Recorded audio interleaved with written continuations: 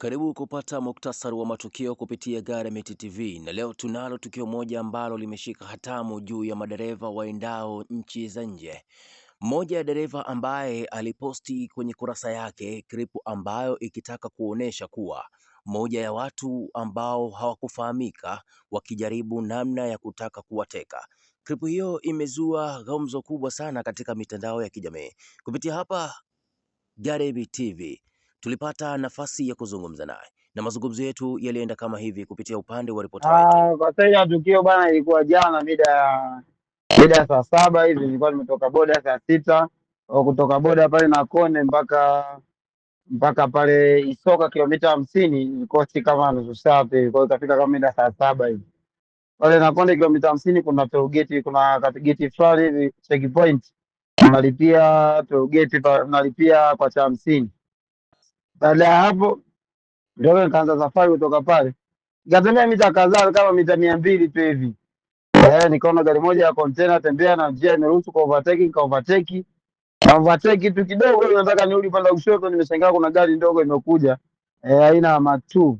Jamaa kapaki barabarani, ameshuka watu wawili, wameonyesha bastola barabarani, wamenielekezea mimi. Mimi nikashinda hata kufanya kwa sababu ile gari ilikuwa ipo karibu sana na mimi.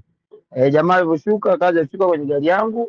Unajua sasa lazima upate mshtuko ule, kwa sababu hujategemea lile tukio kuona kama vile. Kwa jamaa baada ya kushuka kwenye gari anakwambia paki pembeni, paki pembeni. Kafungua tu mlango hapo, akapiga kofi. Sasa mimi taharuki iliyotokea pale, ikabidi nilikuwa naenda kupaki pembeni. Kwa wakati wale jamaa wawili wananifuata huku wameshika bastola zao.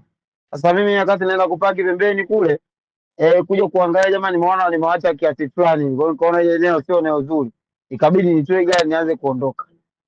Kwenye kutoa gari nianze kuondoka, nitembea tena mita 200 tu hivi, gari ile bado wametoka, wamepanda gari tena, wamekuja wameingia, wakawa wanaweka gari yao kwa mbele yangu. Kupata sasa, tukaanza kupelekeshana barabarani, kulia kushoto, kulia kushoto, wanalazimisha wao paki hapo, paki hapo.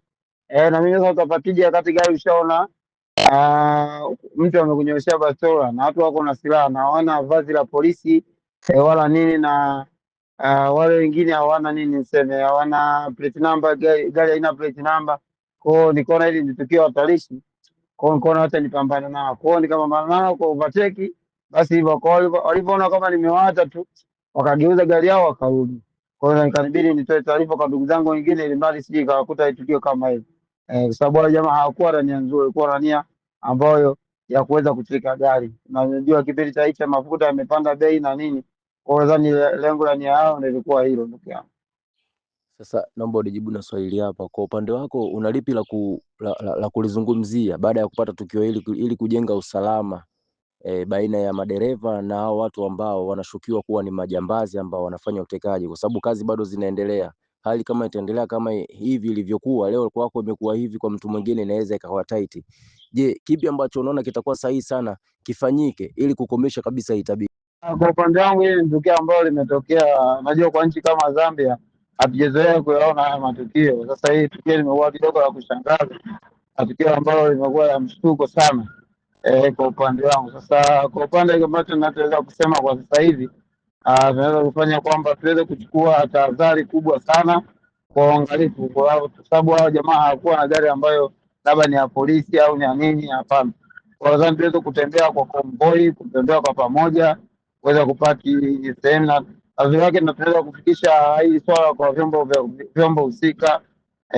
Nadhani kwa sasa hivi tunachotakiwa tukifanya kwamba tunapokuwa tunatoka boda au safari, tuweze kutembea kwa umoja, tukiwa pamoja. Endapo mmoja wenu anapata tatizo, inabidi msaidiane.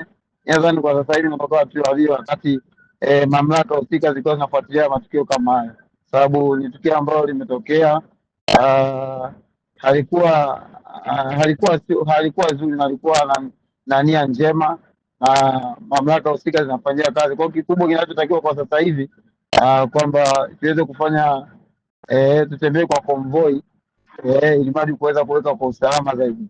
Mimi naamini ndio kitu ambacho kinaweza kusaidia kwa madereva upande wa kutoka